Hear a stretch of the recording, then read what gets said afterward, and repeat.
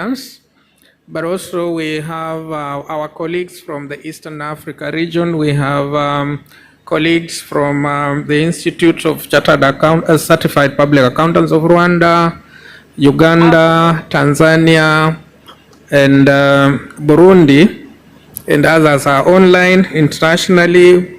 So we welcome you to speak to us, share your experiences, and I'm sure we will be able to benefit a lot from your coming. Of course, we have had quite an eventful week with various speakers, various panelists on various topics, and today we have you. So I would want members of the Institute and delegates to give a round of applause for His Excellency for arriving. You know, inviting somebody who arrives is very important.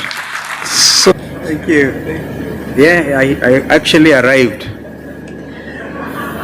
A very good morning to all of you. Please be seated. And listening to Dr. Wale, I think I saw him before he suffered the attack that he talked about. I saw good, Wale, if you're still in the house, we thank God for you and your life. And thank you for being such a transformational speaker. He also runs a street university. Can you imagine?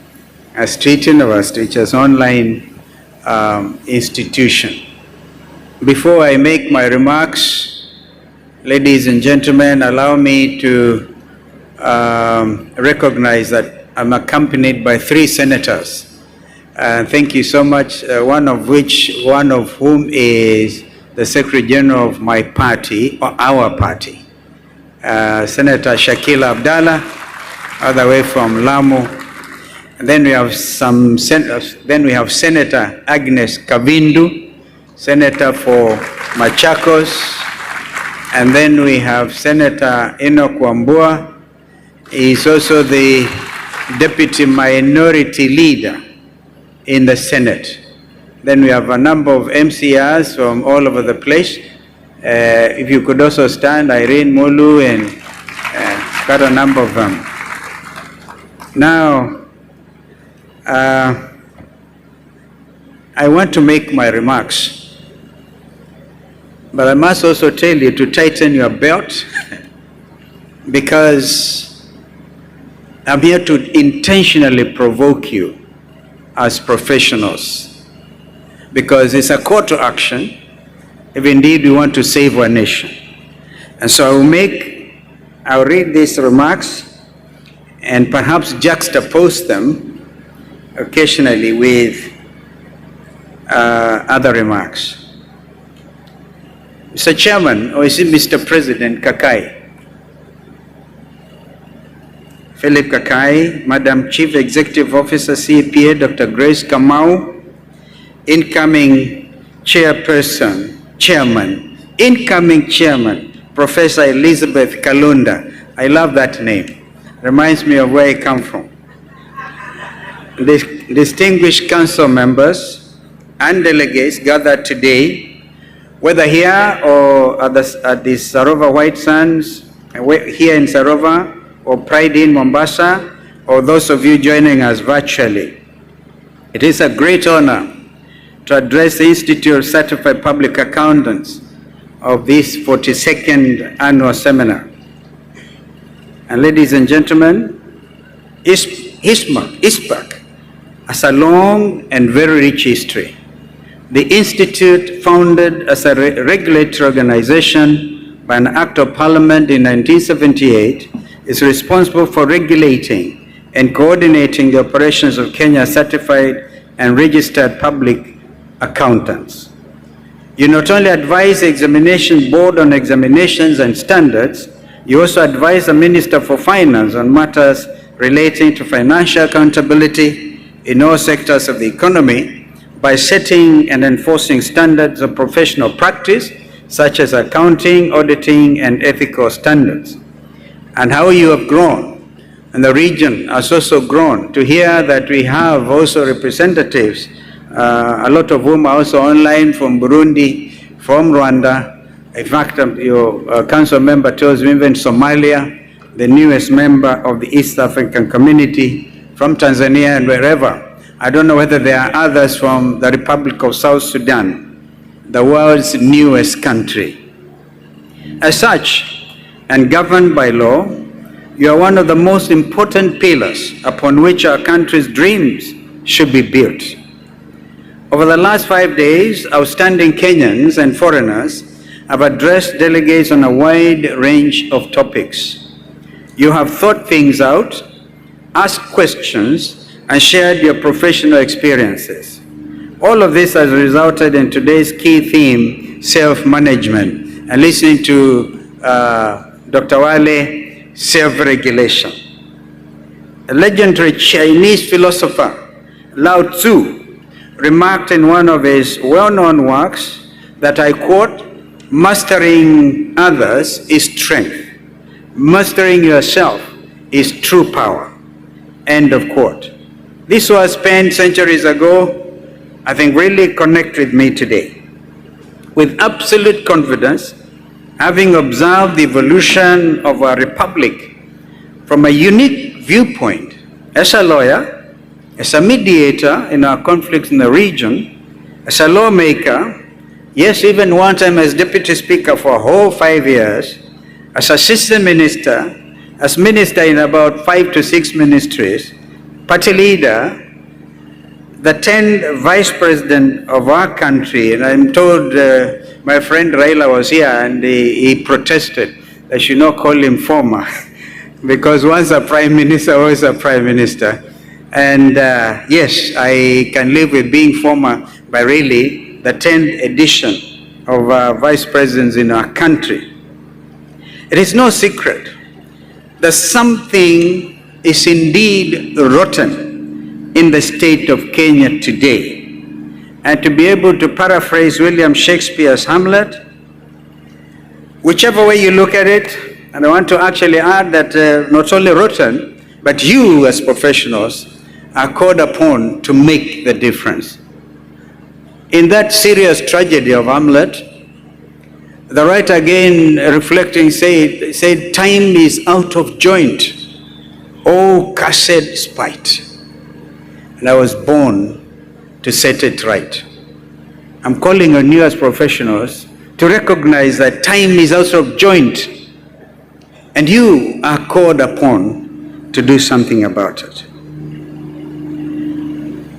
The state of the economy, whichever you look at it, from the state of the economy to misplaced and misguided policies in education, health, and agricultural sectors, our nation is failing. The current regime prioritizes its own interests with nepotism and tribalism, willful corruption, and abuse of state offices taking precedence over professionalism. They've even reinvented goonism, political goonism in our country. This morning's address, the role of professionals in national growth and transformation, is thus particularly timely as we reflect on the state of our nation. In my opinion, the accounting profession should be front and center as the foundation of accountability and transparency in a healthy democracy.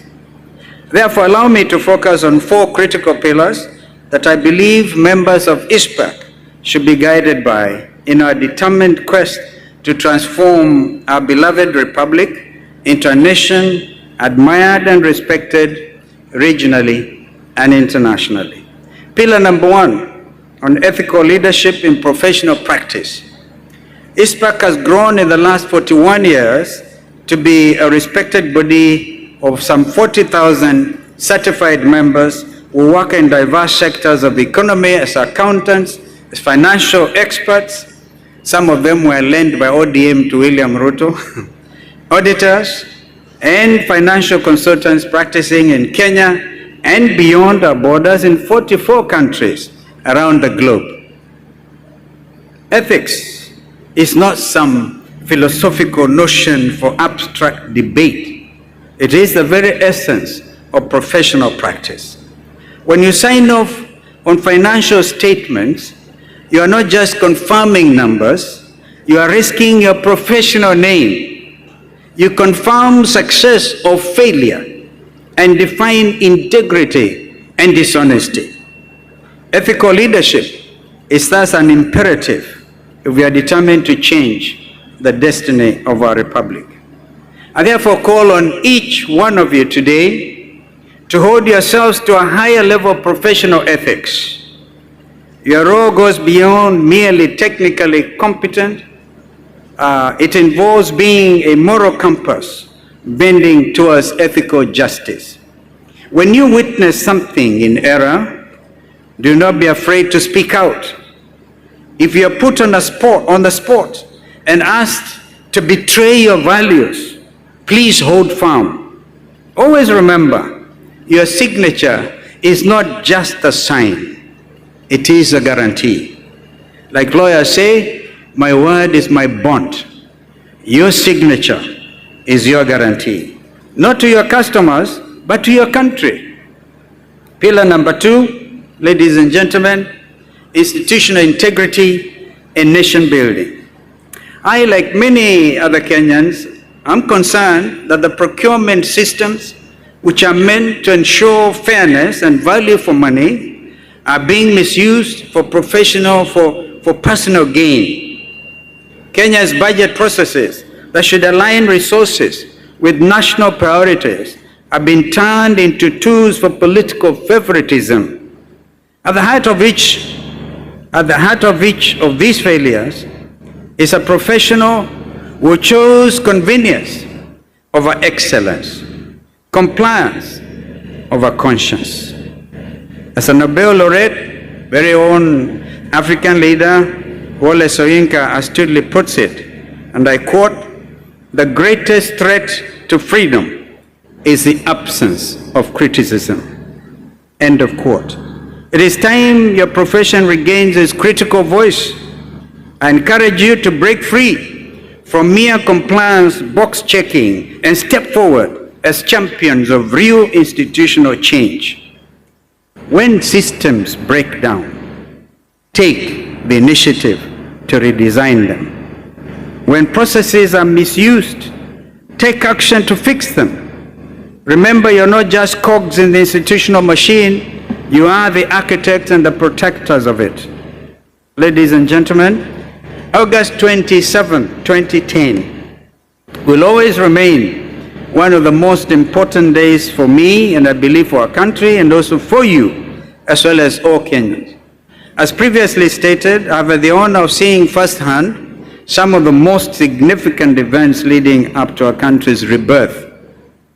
When our third president, President Mwai Kibaki, whom I had the honor to serve as his vice president, promulgated the new Constitutional Republic of Kenya at Uhuru Park, Nairobi, I also took an oath of office as our country's 10th vice president.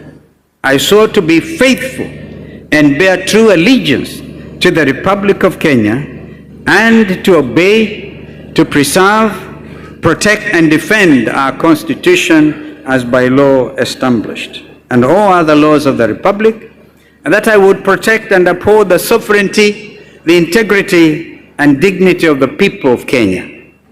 I therefore have an obligation, if not a duty, to speak out against the current regime's blatant, indeed criminal attempts to state capture independent constitutional offices such as the Auditor General and the Controller of Budget, as well as intimidate the current office bearers, Nancy Gavungu and Margaret Nyakango in particular.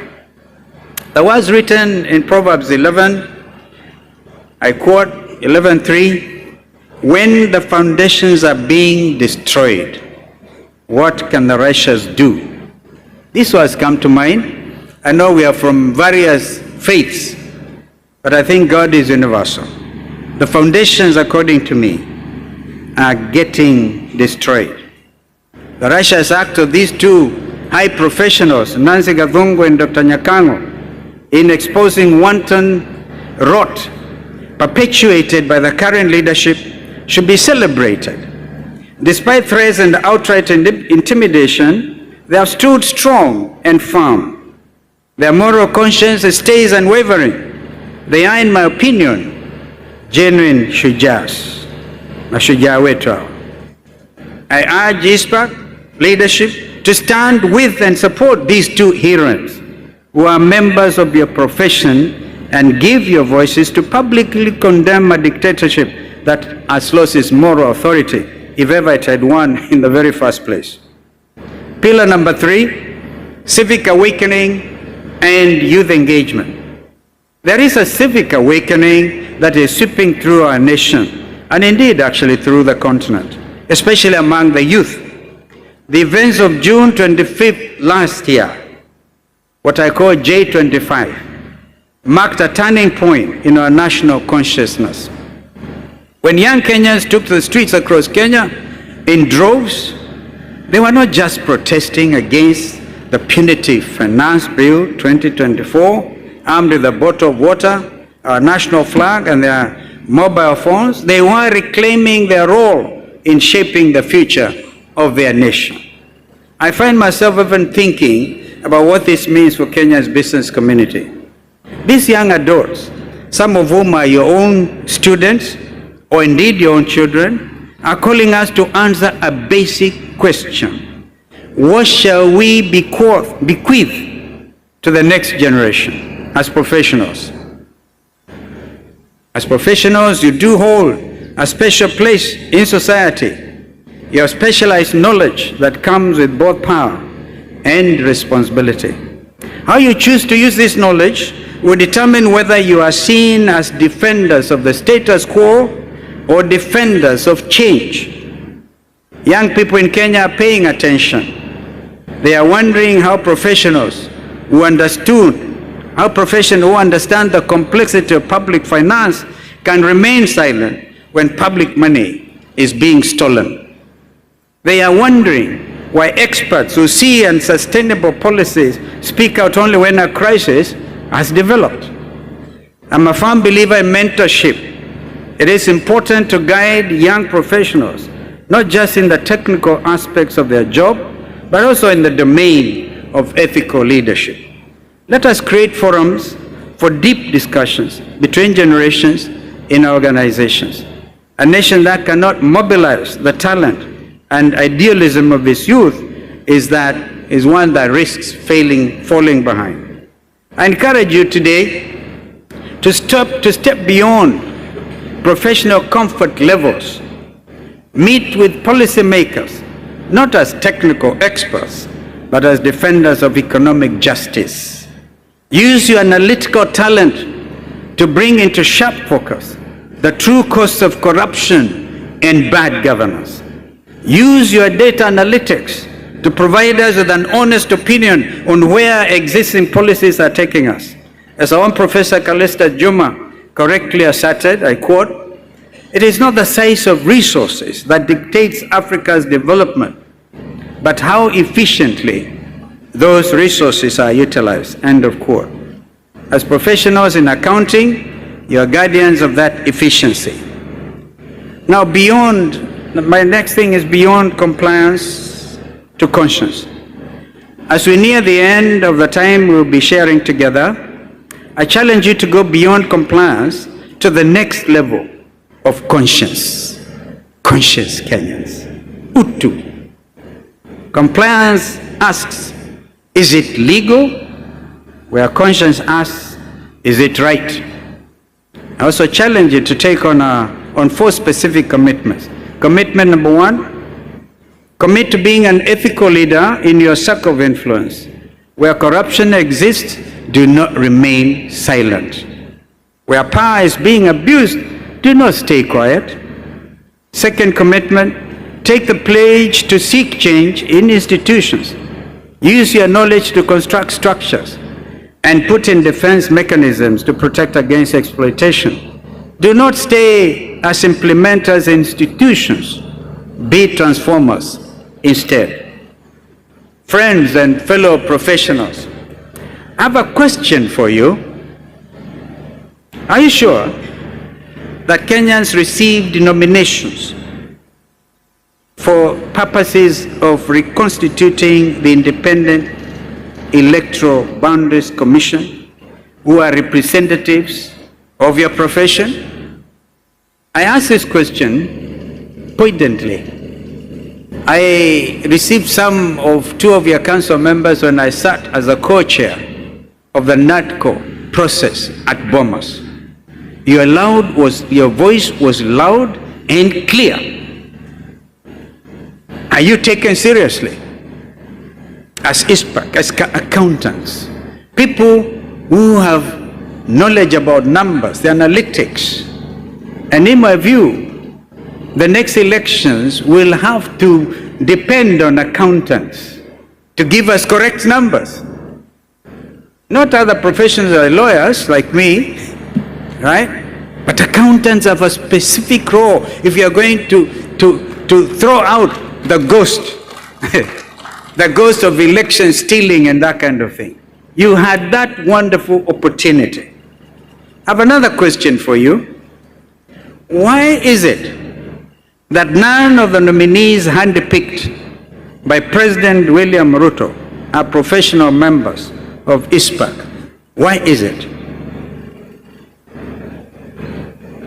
Why were the recommendations of your member, Mr. Andrew Tanui, who was one of the 9 members of the IEBC selection panel, ignored?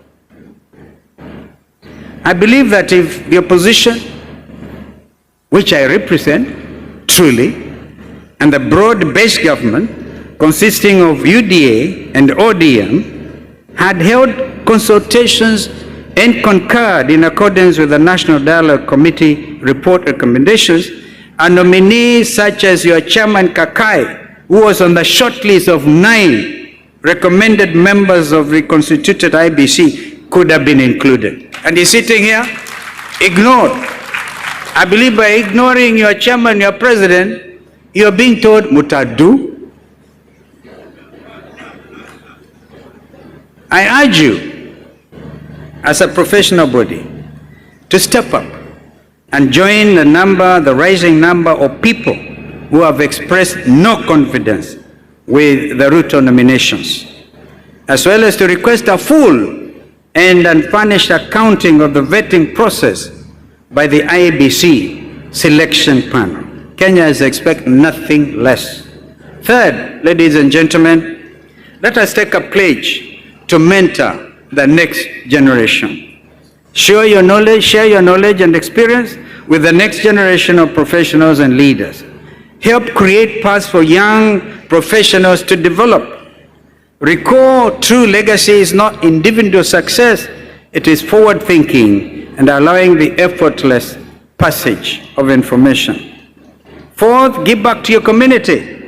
Your professional acumen gives you a keen vision of the challenges facing our nation. Employ that vision in public conversation. These commitments will not always be easy to keep. There even be personal or professional repercussions for standing up for what is right and what is just. But let us remember the powerful words of Dr. Martin Luther King Jr. I quote, "The ultimate measure of a woman, a man or woman, is not where he or she stands in moments of comfort and convenience, but where he stands or she stands at times of challenge and adversity." End of quote. Ladies and gentlemen, as I conclude, I've taken the time to discuss what I truly believe is the role that professionals can play in reforming society. However, I'll be doing the profession an injustice if I did not address an urgent issue that, if handled, will aid in the realization of his vision and goals. When I accepted the invitation to address this distinguished gathering of more than 4,000 professionals, Dr. Kamau shared the 5-day program with me. There were a number of senior members of the executive that were scheduled to speak with you. However, this did not materialize. They did not show up. They failed to honor the invitations and send junior staff in their stead. I know that junior staff sometimes do an excellent job. But look at this decor, the seriousness of this forum. If Prime Minister Raila Odinga made it here, and he proclaimed he's still not in government, I doubt that, others should have taken leadership, showed leadership. They failed to honor the invitations for persons or reasons they believe were valid. I believe this is the latest example of the growing list of Kenya Kwanza kleptocracy, lack of integrity, and indeed ineptitude. It is a reflection of their callous disregard for professionalism. So professionals in our country, please stand up and be counted. Did you know that the last general election had a very interesting statistic? About 8 million Kenyans did not show up to vote.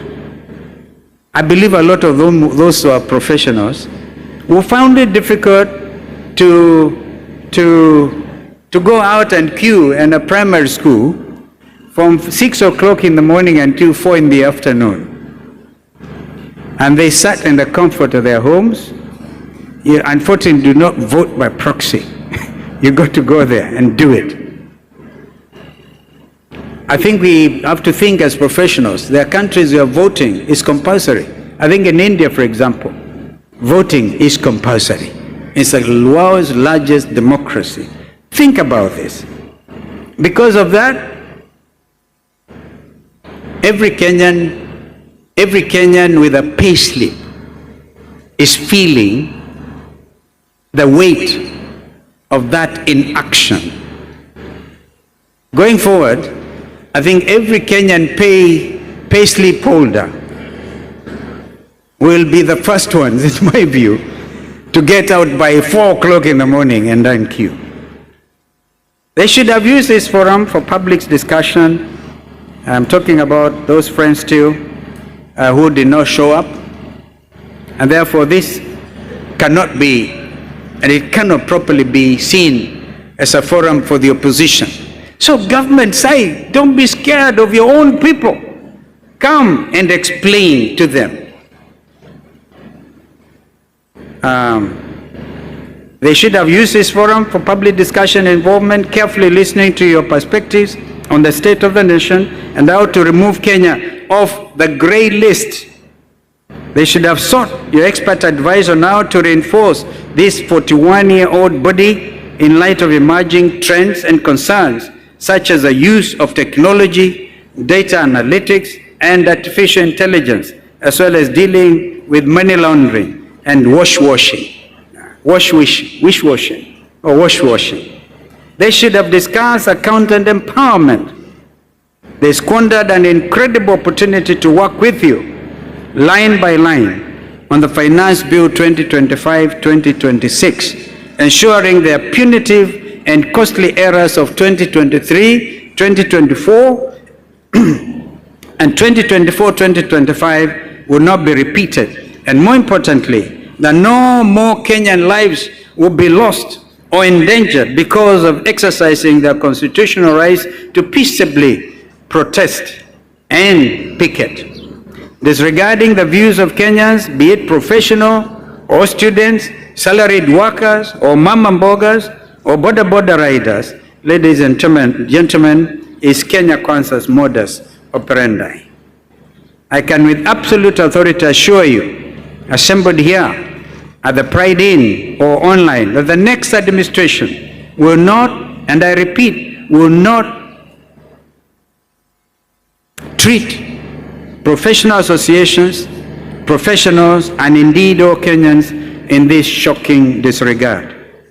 I have no doubt that the next administration will be led by a member of a professional institution, the first in our history, a person of the highest integrity, a Kenyan whose commitment to the rule of law is unwavering and whose resume is a clear roadmap of their dedicated and steadfast service in the public interest. Do you suspect I'm talking about myself? I leave that on to you.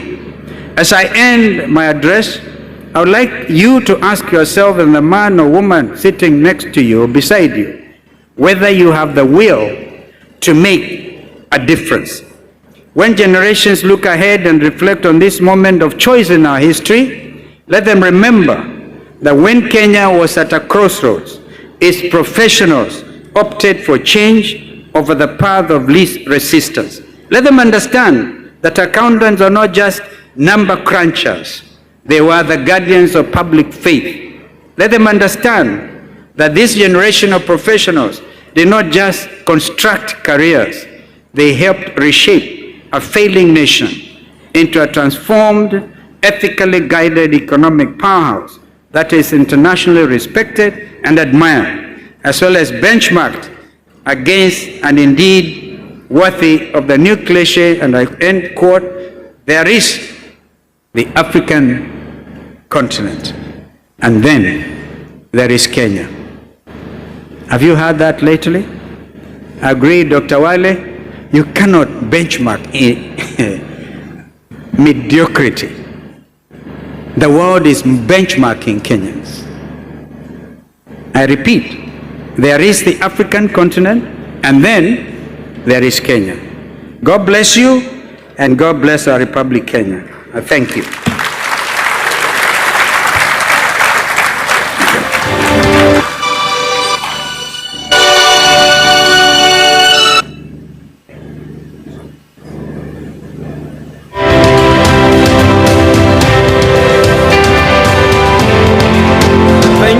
Thank you very much, Your Excellency, the 10th Vice President of Kenya. Let's give him a round of applause. Everywhere, online,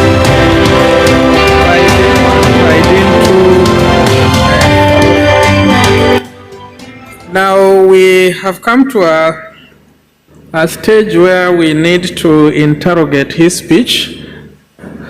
And I would want us to get a few questions because of time. So we'll get 2 from each venue, and then he will be able to respond to all of them. You agree that he's a professional and a member of the Law Society of Kenya, but is defending the institute interestingly. So thank you very much. We can start with Pridin 2. Pridin 2. Pridin 2. Thank you, Chairman. Pridin 2, how many questions will you allow us? At least 2. At least, so we can do 5. Sorry. Thank you. So the first question will be from FCPA Georgina. Do we have any other? Consider balancing. Where are the microphones? Okay, so FCPA Georgina, kindly go ahead. We have 2 questions. Yeah. Okay. Thank you so much, Your Excellency, the former Vice President of Kenya, Honorable Stephen Kalonzo Musyoka. We have seen a lot of companies that have closed shop. Some have shifted their businesses to the neighboring countries. SMEs are closing down, sinking down with debt. And all this has culminated into what is beyond employment and now gone to negative social practices. What would be the realistic ways that professionals can come into the space and be able to restore what has been lost, and specifically to be able to create avenues for job creation, and meaningful job creation, not just job creation, restore investor confidence, and above all, spur economic growth. Thank you. Thank you very much, FCPA Georgina. We have another question from Pridin 2. Go ahead, sir.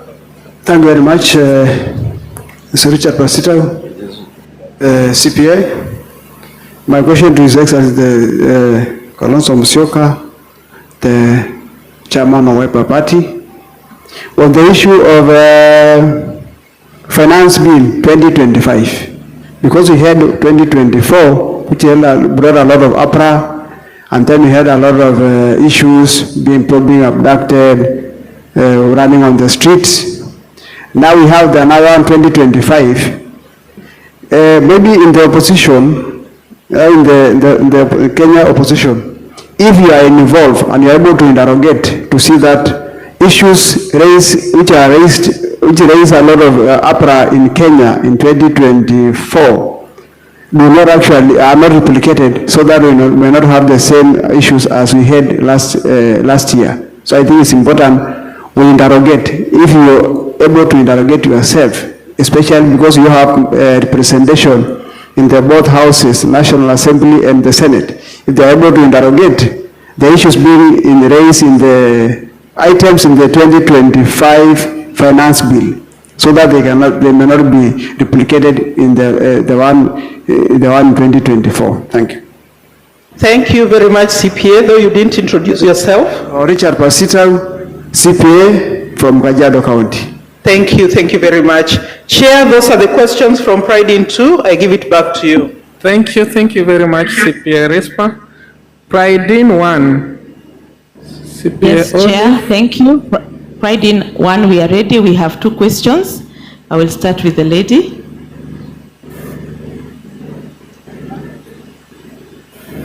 Put it close to you. Good morning, accountants. My name is Pieros Mukabi. I work for the tea sector. I would like to thank our former Vice President for the key highlights and also call for accountants to step up. I have an appeal or a question. Kenya is number 3rd in the world in tea producing, and it plays a big role in foreign exchange in our country. But at the moment we are experiencing poor auction prices, and most of the factories are at the brink of closing, which will lead to loss of jobs and also poverty. My question to the former Vice President, what are you doing as opposition, especially now that Sudan has banned our sale of tea to their country, and there are a lot of containers in Mombasa? Has opposition made their voices in both houses and also done enough to safeguard the tea sector? Thank you. Thank you. The second question, we have a gentleman. Thank you. My name is CPA Robert. My question to His Excellency is about Vision 2030. His Excellency had the privilege of being in the administration that crafted Vision 2030. We are coming to the end of Vision 2030. While there are some goals that have been attained, there are some key ones, for example, becoming a middle-income country, that have not been attained. So there are lessons learned as to what we did right and what we did not do right. And just to tie to that, we are not really seeing what is beyond Vision 2030. Is there a Vision 2060? And as a candidate anchoring to form government in the next election, you will probably be operating outside Vision 2030. So it may be important for maybe His Excellency to clarify, the journey of Vision 2030 and the vision that the country holds beyond 2030, and the things that we can target, so that when our forefathers tell us South Korea, Singapore were at the same level with Kenya, we have a chance now to tell them that was the story up to 2030. Beyond 2030, we've probably caught up with them and even gone better. Thank you. Thank you, CPA Robert. Thank you, CPA Rose. Back to you, Chairman. Thank you. Virtually, Mwakazi, those appearing online. Right, there's a question here. What is your proposed plan for Kenya's tax policy to restore purchasing power to Kenyans? What are the top 5 executive orders you would prioritize if you were to be the president-elect? Okay. You can repeat the first one, I think. The first one, what is your proposed plan for Kenya's tax policy to restore purchasing power to Kenyans? And what are the top 5 executive orders you would prioritize? Thank you. We can now have Sarova, 2 questions. Where is the mic? The mic. Who has the mic? Proceed.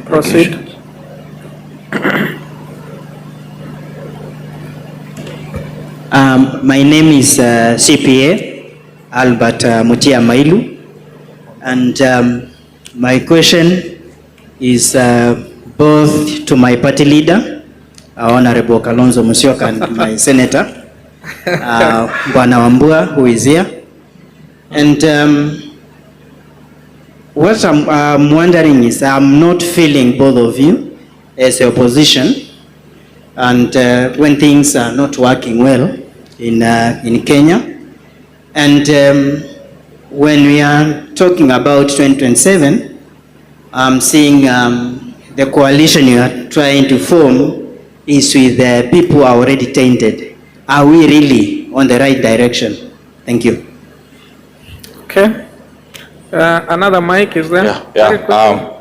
My name is Patrick Washira. I have one comment and a question to His Excellency Dr. S.K. Musyoka. One is that for the last 5 or so elections, because every year we have upwards of 60-70% new registrators. But the problem that ails Kenya remain. So what ails Kenya? What as voters do we need to do? Number 2, in your position, esteemed position as alternative leadership of this country, is a call and request that you help us to elevate the level of debate. Currently, we are all engaged in a conversation about NGCDF, about GAF, about Senate oversight FAD, but nobody is talking about whether there is a prudent utilization of those funds. We are talking about should they go to the devolved government, should they go to the central government, but nobody is talking about making sure wherever the funds are, they need to be utilized properly. Number 3, touching on audit, which is where most of... Limit the questions we have. Okay, thank you, Chairman. Let's have a lady. Those are 2 gentlemen. Yeah. Quickly. Yes. Yeah.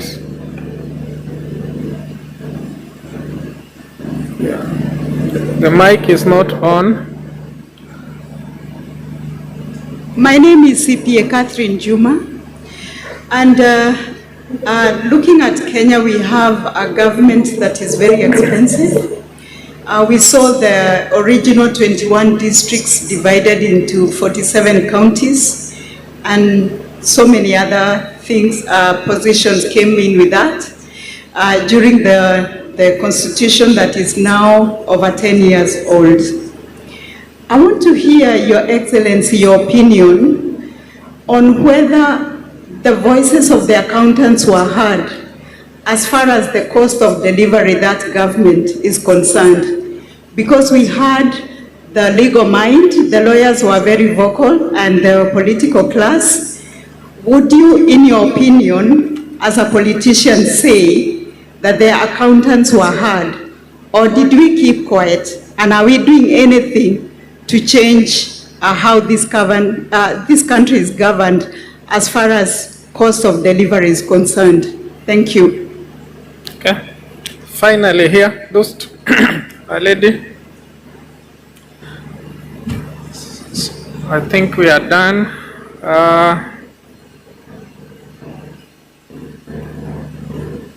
No, there's a lady here because we had 2 gentlemen. And shoot your question straight. Yeah, good morning, everybody. Thank you, Your Excellency, for your presentation. Mine is to ask you about public debt. This has been a widespread concern, and as a Kenyan, as I read about the growing public debt, even with the local borrowing and the interest rates, it is something that is very, it needs to be addressed. So how would you intend to balance that out? Thank you. Thank you very much. Your Excellency. Is another question?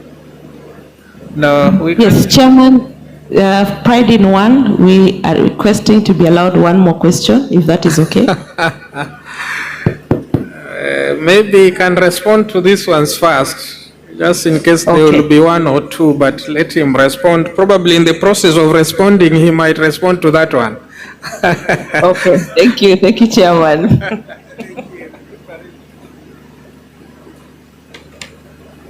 Well, there are quite a number of questions, a handful, very useful questions. I'll start with Georgina. Of us, in fact, Georgina, along with another council member, appeared before our NADCO team at Bomas. I remember that name very well. I suspect, like the incoming president, she's from my part of the world. But that is not relevant now. What is important is the question she has put forward. We had then, and that's about, say, 2 years now, over 6,000 companies, Kenyan companies, were translocating to Tanzania, to Uganda. I'm not quite sure how many were translocating to Rwanda and Burundi, but those two countries specifically, over 6,000 Kenyan companies, because of the high levels of taxation, those companies translocated. That actually effectively meant those jobs went across our borders. And Catherine Juma, you would agree with me that losing any job is actually being ineffective cost-wise, because these are the young people who are crying out for their country. They cannot get their jobs back. Therefore, Georgina, the creation of jobs will be a priority in the coming administration. And I think I can link that up with the question that the gentleman asked online.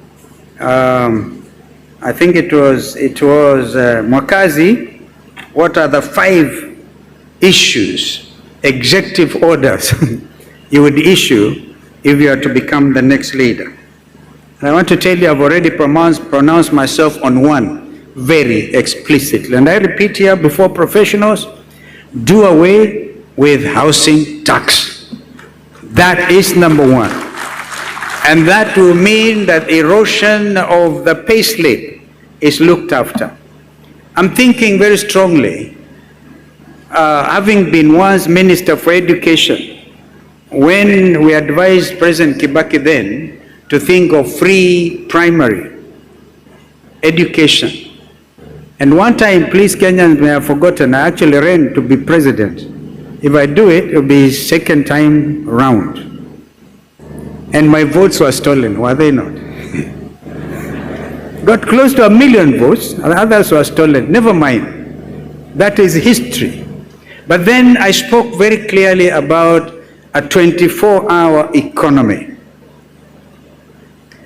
This is time to think about it. If we are going to create those jobs, Madam Georgina, we have to work like bees.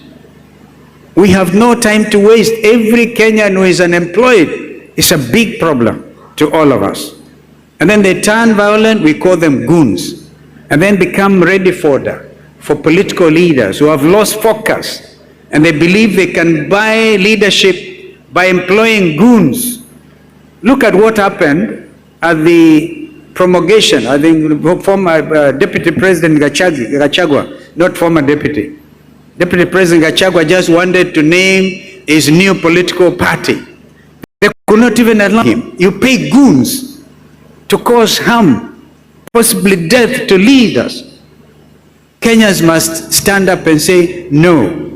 I, like Mahatma Gandhi, I believe in change which is free of bloodletting.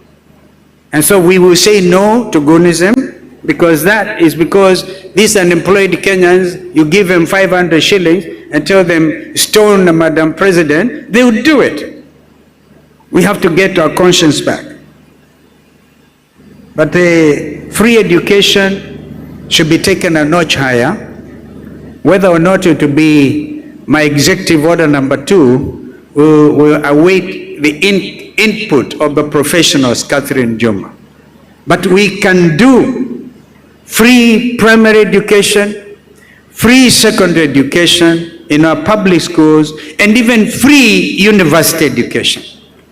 If we stop the stealing, there will be free university education, because every Kenyan is entitled to the highest quality of life. Vision 2030, some friend talked about Vision 2030. And I've seen in your printed programs, talk about medium-term planning, the 4th edition, to try to achieve the objectives we had set ourselves, given ourselves about Vision 2030. What are you hearing? Do you hear the Ruto administration 1 minute talking about Vision 2030? No. What you hear them talk about is bottom-up. Goodness. Kenyans, I think we need to go for mental checkup. All of us. Bottom-up economics. One time William Ruto thought he was a student of Mwai Kibaki, was a foremost economist. Remember, as leaders, President Mwai Kibaki, when he was Minister for Finance, actually appeared in the Time magazine. That time is the most promising, one of the most promising African and world leaders. He lived to be that. You don't hear anybody talk about Vision 2030. But I can tell you, we have ongoing Vision 2030 projects that this current administration is doing nothing about, or they least care about them. I'll give you an example. A project that is supposed to produce 650 megawatts of electricity, known as the High Grand Falls Dam, should have been implemented by now. And that to add on to electricity, connectivity, and even be able to export our electricity. You know that at midnight, we receive from the Owen Falls Dam in Uganda so much. And yet this Vision 2030, which are also supposed to do entire irrigation of Tana River County all the way to Garissa counties. Nobody talks about that. Even the Mama Mbogas are forgotten.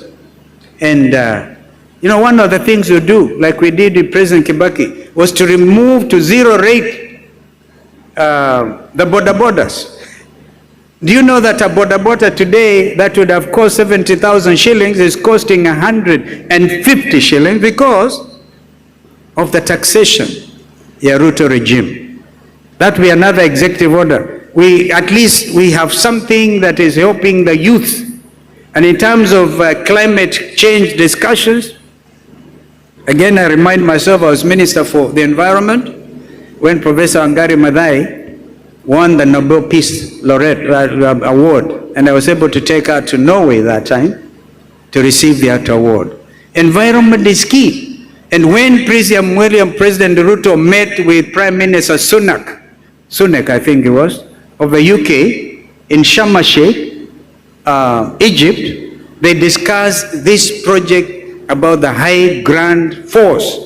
And what has happened since is this committee in Treasury supposed to do this. The PPPs, which are actually potentially very useful, public-private partnerships, are really being held hostage because this administration will say we want 10%, we want 10% to go to this and the other, therefore grandstanding. And this effectively means loss of jobs for Kenyans. Vision 2030. Whatever remains between now and 2030, of course, need to be amended. Africa is talking about Vision 2063. I believe myself, even as professionals, we take out our gloves and decide for once we are getting out of our comfort zones and stop corruption. I talked about you signing documents that sell out your conscience and your country. If we do that, we stop Ruto and his team from mismanaging this economy, we will be able to do stuff between now and 2030 and prepare for the next medium-term plan. These opportunities that the top advisors in the Ruto administration, including CS Bandi, should have been here to talk about. But we will issue very clear instructions. I am very passionate about free education for all citizens. And we will fund that free education when we stop the stealing. I also want to say the number 4, number 3, number 5, Mr. Mwakazi, await further instructions. I will be able to talk to you about those as we go on. Now, so they talked about Kenyans who are tainted, and that gentleman must be from Kitui County. Senator, talk to your elector, and let me tell him, now I'm talking like a professional lawyer. No person shall be condemned unheard. So don't out there stout there and say, yeah, tainted. What business do you have with so and so? If there are angels in this room, please put up your hands. But there can be policies that draw the line. We draw the line on the sand and say, from now on, zero corruption. It can happen, my friends. Now, I'll give you an example of somebody you may think is tainted. Governor Natembeya. 2 days ago, and I gave advance notice, was haunted. Because they want to punish any dissenting voices, went out and obtained a search warrant. And with that search warrant, they carried, I'm told, this is to be verified, about 61 million shillings all the way to Trans Nzoia, to Governor Natembeya's house, to plant evidence. 61 million. Waseme amepatikana na hundi ya 61 million shillings. Huyu mjamaa ni mwizi. What happened? The youths in Trans Nzoia, the Gen Zs in Trans Nzoia, decided, no, we will not allow this. So what did they do? They instead vandalized the Subarus, those famous Subarus. They were flat tire. And to their amazement, they found the loot. There's a village called Matisi in Trans Nzoia. Go check, Senator Ambua. That night was party time, enjoying the 61 million evidence to be planted on Governor Natembeya. What a shame. What a shame. Well, former Minister for Agriculture, Mr. Linturi, you may say he's tainted, but he gave us assurance that he's not going to be condemned unheard. Atabeba mizigo ya watu wengine. Is going to talk to Kenyans about the fake fertilizer. Remember? Fake fertilizer. Who was responsible? Who did what? Thank you so much, brother, brother Dr. Wale. It's good to see you. You are a survivor of heart attack. But let's give him a big applause. And thank you for standing strong for your faith. So again, Senator Linturi and former Governor, Minister for Agriculture, Kenyans are waiting to know the truth. Although biblically the truth is Jesus Christ. And Kenyan leaders keep on saying, you shall know the truth, and the truth shall set you free. Kenyans want to know the truth about Mbolea feki. And then you see, kumbe the big boys, the bigger boys, were the ones involved. So don't judge people on the face value. Listen to their story. And even the Dao, the ignorant, I like the words of the Desiderata, the Dao and the ignorant, they too have their story. But every person must be subject to the same treatment under the law. So I talked about Vision 2030, and Rose Mukavi, amazing, amazing. Tea production, you know we have the tea auction here in Mombasa. Did you know that a Kenyan called Joe Kamau and his younger brother decided to be very active in the tea auction here in Mombasa? And they had created an extra 300 jobs for young Kenyans here in Mombasa. What happened to Joe Kamau over Christmas? In 2024 or 2023, he was arrested, was taken, ran before DCI, and they could not provide any charges. They actually wanted to say money laundering, our professionals, money laundering. They found nothing. This young man was doing value addition to Kenyan tea. Do you know now, as a result of compromising stand by Kenya Tea Development Authority, KTDA, our friends from Rwanda, congratulations. The tea from Rwanda has overtaken the tea from Kenya in terms of quality, because they also bring their tea from Rwanda, Uganda, here in Mombasa for the auction. Those 300 jobs were lost. Joe Kamau translocated to Dubai, given all the welcome. This is a Kenyan, example of a Kenyan entrepreneur who wants to make a difference, to create those jobs, and they get frustrated.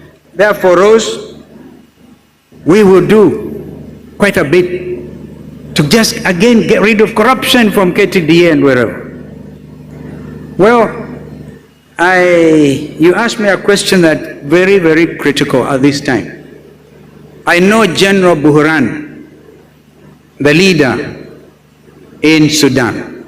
You know, after South Sudan became independent, they kept the names Republic of South Sudan, headquartered, capital Juba, and Khartoum, the headquarters of Khartoum, now translocated because of the hostilities between RSF and the army. I think they moved to Port Sudan, and even there they are getting attacked under drones. And you heard General Buran say, because of William Ruto's support to RSF, these are the original Janjaweeds from Darfur. People wanted for crimes against humanity, killing the black community. But they come here, we give them red carpet treatment. And instead of now working to bring the factions together, we have taken sides. Professionals, did you know that gold from Darfur is flown into JKI and then flown on to Dubai, treated under the rules of origin as Kenyan gold? And that probably is funding the war effort in the Sudan. So, if I got opportunity, I'll look for General Buran and tell him, please don't punish the Kenyan farmers, because I think the biggest exporter consumer of our tea is Iran, then Pakistan, and of course Sudan. Wanakula ile kawatungu, tea, black tea. And people are sitting here supervising corruption. How will this economy ever grow? So I still maintain that it is possible to get rid of corruption, and this economy will grow like where Kibaki and I left it. We are later joined by Prime Minister Raila Odinga. And Kenyans will remember, that is the time when our GDP growth actually hit 7%. Now I want to conclude. I hope I've tried to respond. I would want to get professional advice from you. I've always dreamed of Dubai in Kenya, not necessarily Dubai. And Mombasa can be a free port. That's how we'll now incrementally, we will grow this economy exponentially. This economy will take off. But because of corruption, I'll give you another example. President Paul Kagame decided to give 49% shares to Qatar Airways. Qatar Airways had come wanting to do the same with Kenya Airways, but you show our 10%, our 20%. So Qatar migrated to Kigali. Kigali is about to launch one of the best international airports in the African continent. JKIA supposed to be leased to Andani. Corruption, Shah, Shi, Andani. We must talk openly as Kenyans. So this is where we are, the state of a nation with regard to corruption. Imagine if Qatar Airways had bought the 49 shares in Kenya Airways. If I was William Ruto, I'd give him free advice, because I think Kenya is in good standing with the Emirates. Perhaps try and convince the Emirates to do what Qatar has done in Rwanda. Perhaps our international airport will regain its name. Do you know that any Kenyan arriving from anywhere in the world, and there are many in the diaspora, wakiingia pale JKI, mizigo inawakwa XXXX, that means unalipa huyu customs pesa nyingi zaidi. Wengine wamenulia tu relatives leso moja or something. You have to pay ushuru even on that. This is an ushuru land. You pay through your nose. I think Kenyans are now the wiser. So I think I've tried to address that, Catherine. And public debt, of course, madam, you didn't give us your name, but this public debt, remember when William Ruto came to power, he said there was going no external borrowing, nothing. William Ruto goes to America, is given the highest honor by President Joe Biden. Kenya is made a non-NATO ally, which I openly objected to, because that's my forte. Our foreign policy orientation has always been that we are positively non-aligned. We are friends to all, because we are still young economy, and we want to grow. But you take sides now, you are put on the arm's length, because our Shabab and others, instead of hitting us like they hit us in 1998, remember Dar es Salaam and Nairobi bomb blast? They were hitting Americans, now they'll be hitting Kenyans, because we are aligned. Because of it, our men were taken to Haiti. There's a family in Kiambu still crying for the remains of their loved one. A thing which did not go under the UN Security Council arrangement. It was a deal cut between Kenya and the United States. But what does William Ruto do after that? Agenda item number 5, when a ranking Chinese delegation came to Kenya, and William Ruto said, please China, help Kenya become a member of BRICS. Now, from being an aligned nation to a member of BRICS, these are serious matters. Of course, as a sovereign nation, it is our duty to accept to join any bloc without let or hindrance. But don't play games with them. Be honest. The People's Republic of China has helped this economy significantly.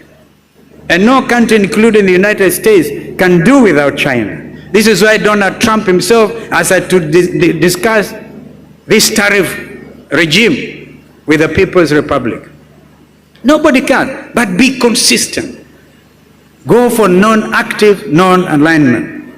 I pity my brother, Wycliffe Musalia, fumbling and not knowing exactly what to do. So the public debt is still an issue. It is growing. I think it's now in trillions.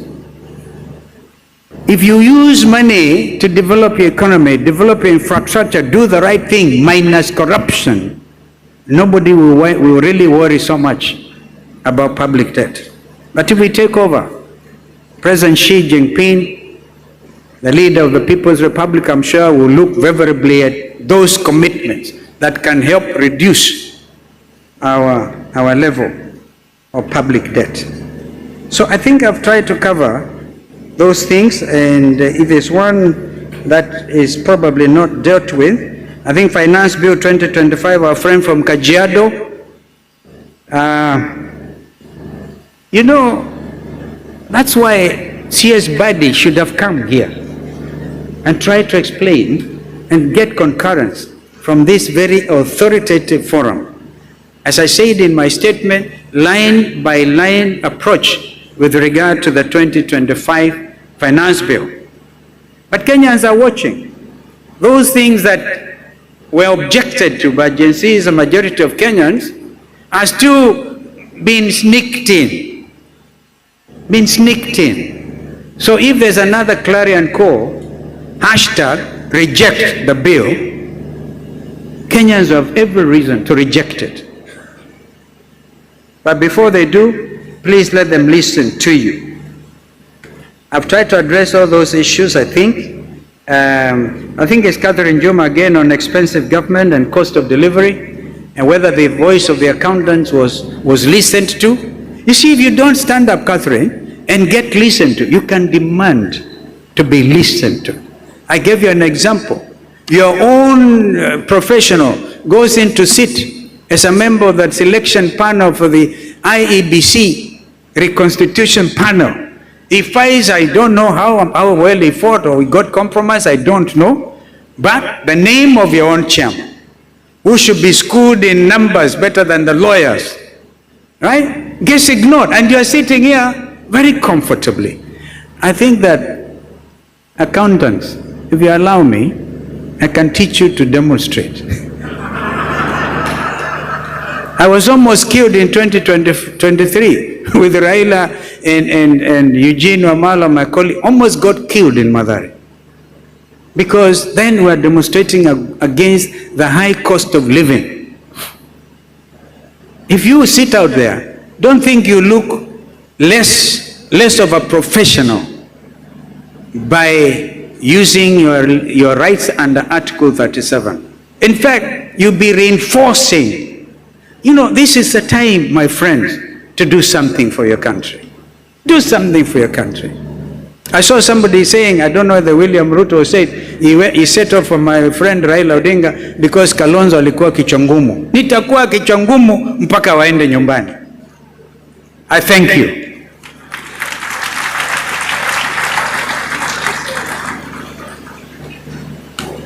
Thank you very much. You give a mic to a politician and he will answer many questions that are not asked after answering yours. So thank you very much, CPA. Olive from Pride in One, you had a question that I don't know whether it has been answered. We are running a bit late on time. CPA Olive from Pride in One. Chairman, we have one more from Pride in Two. Okay, one, because time is not on our side. CPA Rispa and CPA Olive, proceed very quickly.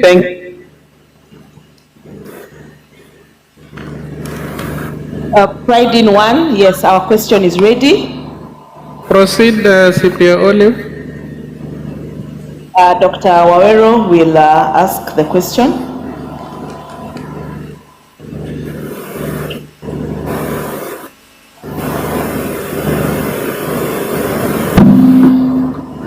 Thank you very much. My name is Dr. Wawero Jackson. I'll go straight to my question.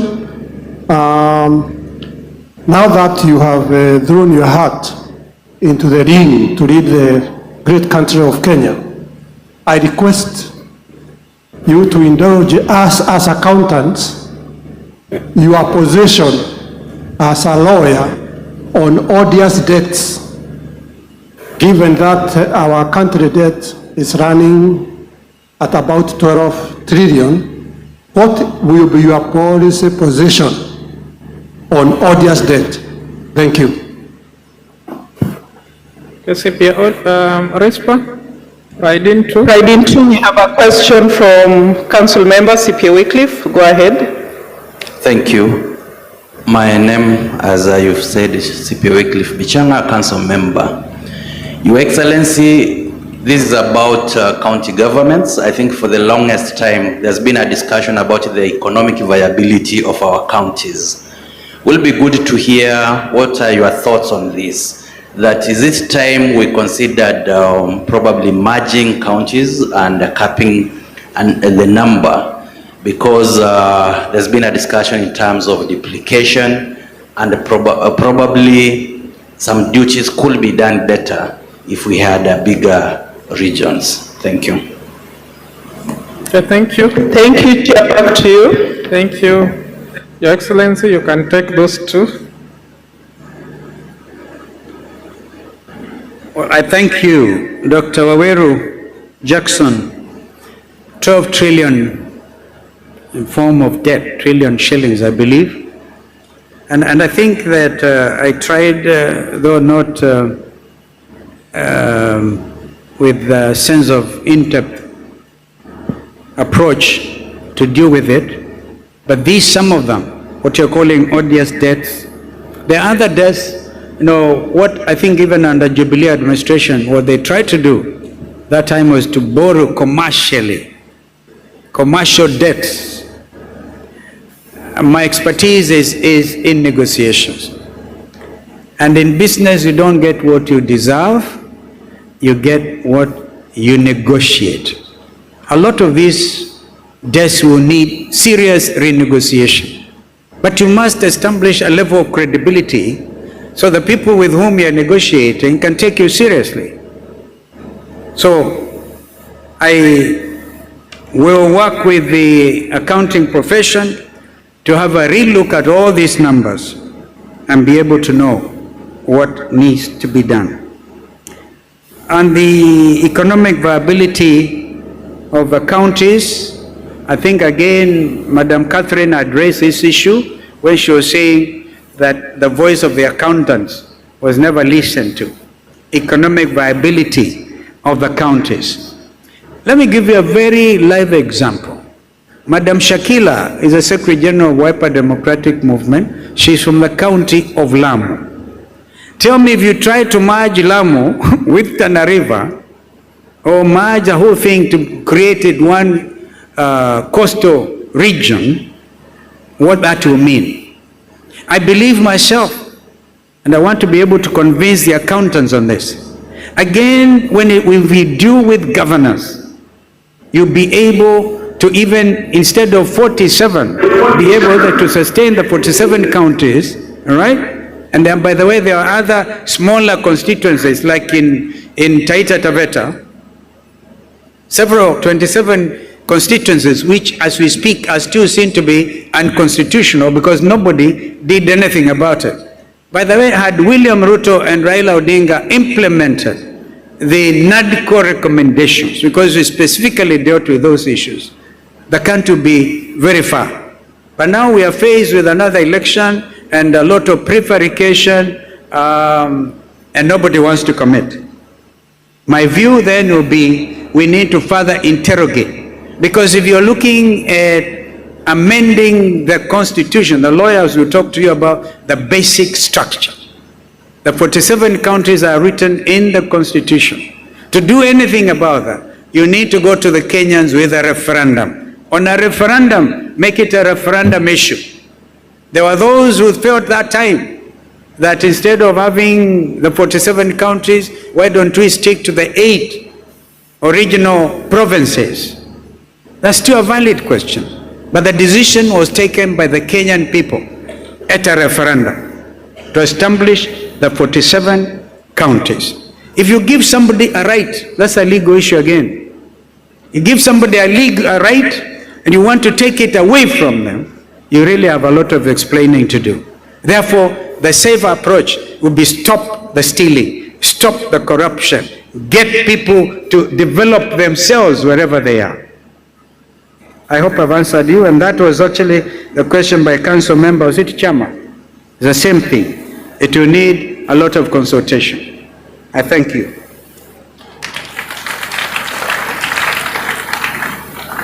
So thank you very much. Let's give a round of applause to our 10th Vice President. CEO with your team. Let's do what we do. And then I'll request council members who are here to come on stage. May I recognize my predecessors who are here also, FCPA Mwatu, Julius, the 22nd Chairman of ICPAK. May I recognize FCPA Rose Maura, the 23rd Chairman of ICPAK. I'm the 25th. Thank you.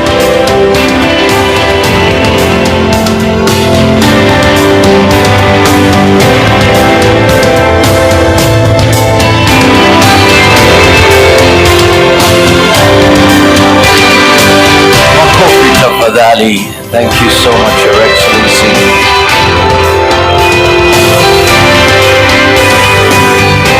Thank you for your time.